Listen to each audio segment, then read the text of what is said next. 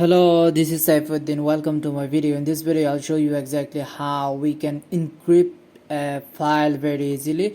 Normally, we do encryption to protect the file from the hackers. So let's go onto the screen how we can encrypt a file. I'm just selecting this folder and click the right and go to the properties.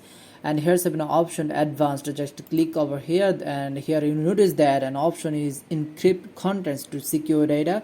Just click over here and click OK, then just click apply. Then a notification will come up here. We are just changing this folder, or the subfolders and files will also be encrypted using this technique.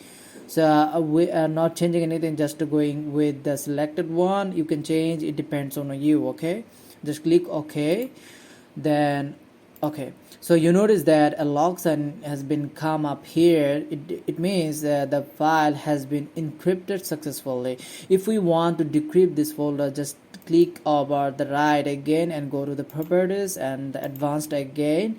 Just uncheck this option and click OK, then apply and again OK. So the file has been decrypted successfully. So that's all about the file encryption and decryption. I hope you understand. Thanks for watching this video.